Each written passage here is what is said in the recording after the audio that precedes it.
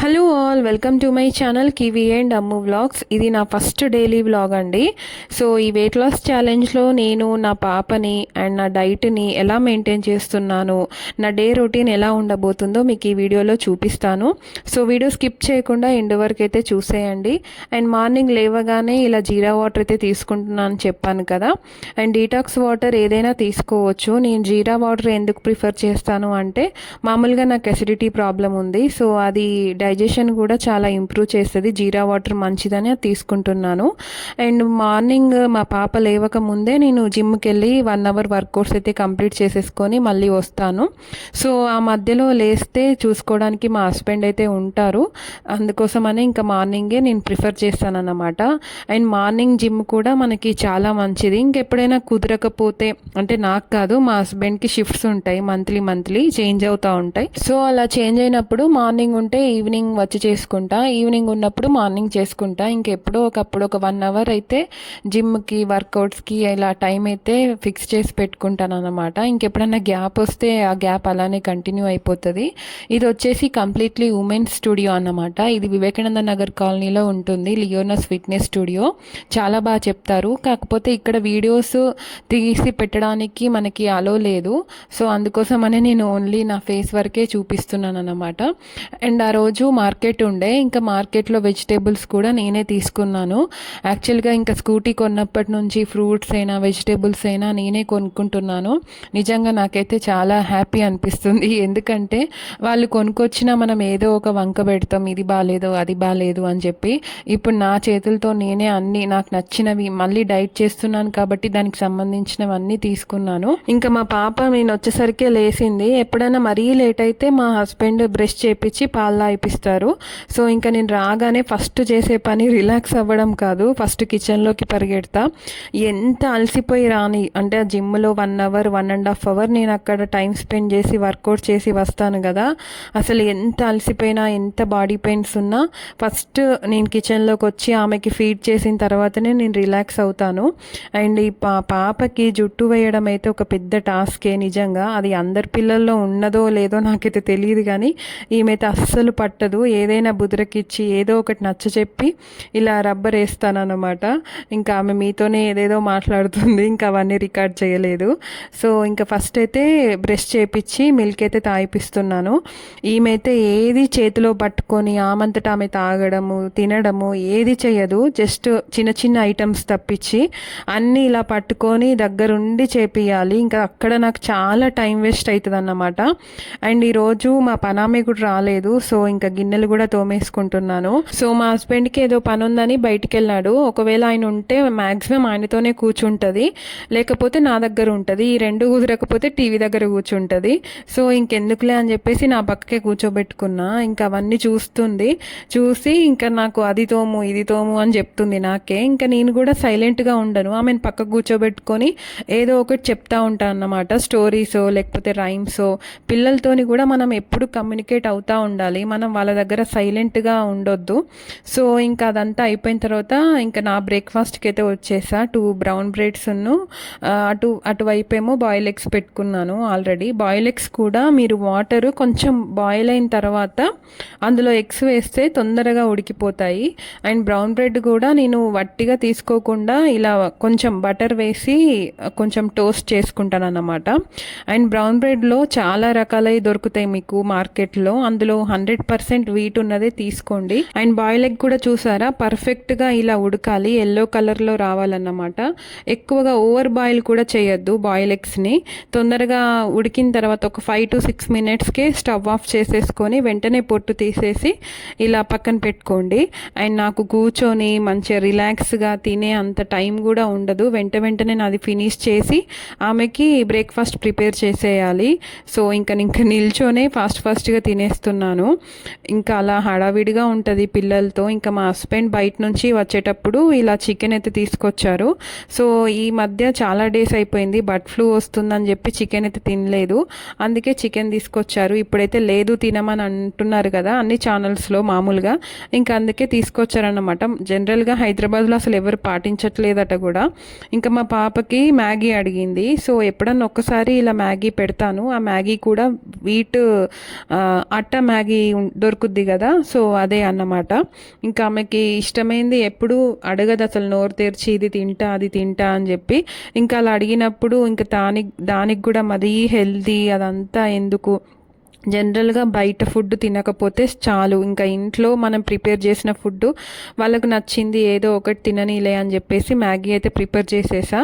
And చికెన్ని కూడా marinate చేసి పక్కన పెట్టుకున్నాను. ఈ మిర్చి ఆనియన్స్ అన్నీ మా హస్బెండ్ అండ్ ఇక్కడ మా పాపను మా హస్బెండ్ ఇద్దరు కలిసి పుదీనా తెంపుతున్నారు. పుదీనా నేనైతే అది 5 మినిట్స్లో చేసుకుంటాను, కానీ వీలు చేసిస్తే నాకు 1 అవర్ టైం పడుతుంది. కానీ ఏదో ఒకటి చేసుకునే గ్యాప్లో ఎంతో కొంత అయినా అవుతుంది కదా అని చెప్పేసి వాళ్ళకి ఇచ్చాను.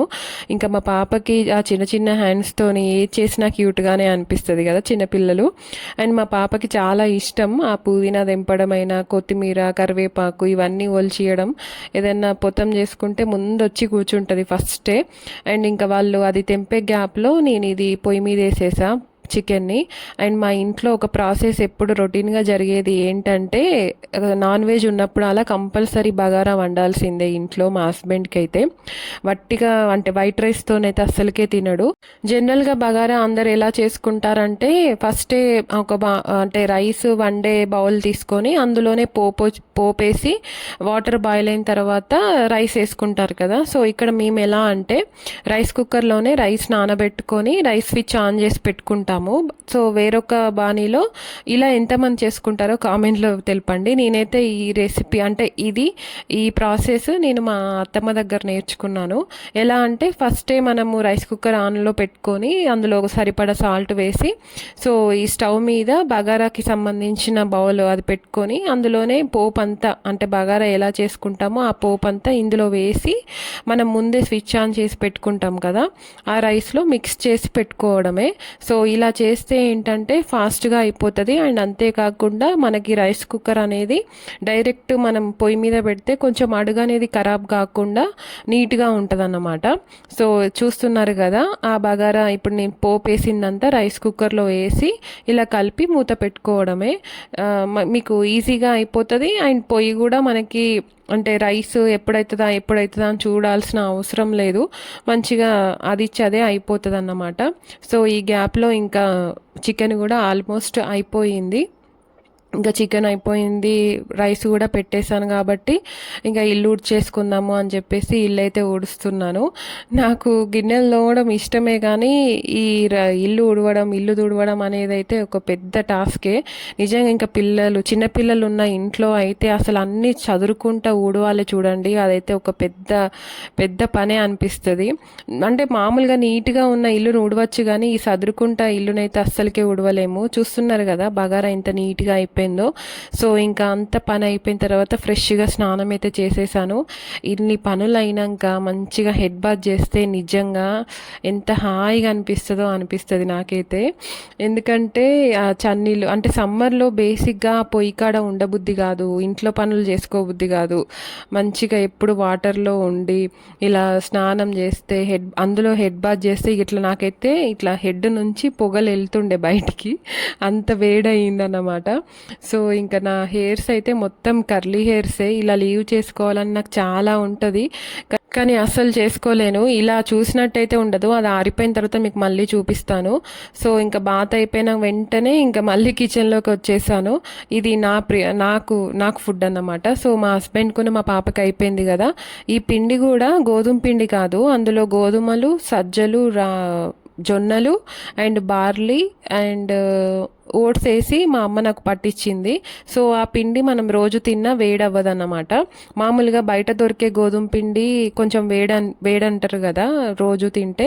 సో ఇంకా అవన్నీ మిక్స్ చేసి పట్టించింది. ఇంకా వెంటనే ఫస్ట్ అయితే మా పాపకి ఫీడ్ చేసిన తర్వాత ఇంకా పిండి అయితే కలిపి పక్కన పెట్టుకున్నాను. ఫస్ట్ అయితే ఈమెకు తినిపించిన తర్వాత ఇంకా నేను చపాతీ చేసుకొని తిందాము అని చెప్పేసి ఇంకా కూర్చున్నాను.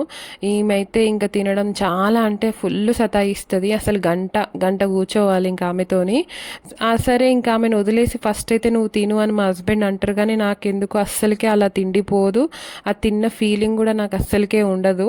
అందుకే ఫస్ట్ ఎంత లేట్ అయినా మంచిదే, ఆమెకైతే ఫస్ట్ తినిపించిన తర్వాతనే నేను చేసుకుంటానన్నమాట. అండ్ ఇక్కడికి వచ్చి ఇంకా ఆమె తినడం అయిపోయిన తర్వాత ఇంకా చపాతీలు అయితే చేసుకుంటున్నాను. ఇక్కడైతే ఓన్లీ నేను 2 రోటీసే తింటున్నాను. మీకు ఇలా రౌండ్గా ఎంతమందికి చేయవచ్చు, నాకైతే ఒక్కొక్కసారి రౌండ్గా వస్తాయి, ఒక్కొక్కసారి ఒక్కొక్క షేప్లో వస్తాయి, అది వేరే విషయం. అండ్ ఇలా అన్నీ కల్పించిన పిండి డైలీ తిన్నా కూడా మనకి హెల్దీ అన్నమాట. సో ఇందులో జొన్నలు, సజ్జలు అండ్ ఓట్స్ అవన్నీ ఉన్నాయి కాబట్టి స్మూత్గానే వస్తున్నాయి చపాతీలు కూడా నీట్గానే. అంటే మామూలుగా గోధుమలతో చేసుకున్న వాటితో ఎలా వస్తాయో సేమ్ అలానే వస్తున్నాయి చపాతీలు. అండ్ ఇదంతా అయిపోయిన తర్వాత నీట్గా తుడిచేసుకుంటాను. అండ్ కిచెన్ క్లీనింగ్ మాత్రం నేనైతే ఎప్పటికప్పుడు చేస్తూనే ఉంటా. అసలు అంతా అయిపోయినాక చేసుకోవాలి, కానీ ఇంకా నేనైతే ఒకసారి వంట అయిన తర్వాత చేస్తా, మళ్ళీ ఒకసారి టిఫిన్ అయిన తర్వాత చేస్తా, మళ్ళీ ఇలా చపాతీలు చేసుకొని చేస్తా. ఇప్పుడు నీట్గా అయిన తర్వాత మళ్ళీ ఇప్పుడు కుకుంబర్ కట్ చేసుకుంటున్నానా, మళ్ళీ ఇది క్లీన్ చేసుకుంటా, అలా క్లీన్ చేసుకుంటూనే ఉంటా అన్నమాట. ఎందుకు అదొక పిచ్చి నాది. పిచ్చి అని కాదు, జనరల్గా నాకు నీట్గా ఉంటే నాకు కుకింగ్ చేయడానికి అది ఇంట్రెస్ట్ వస్తుంది అన్నమాట.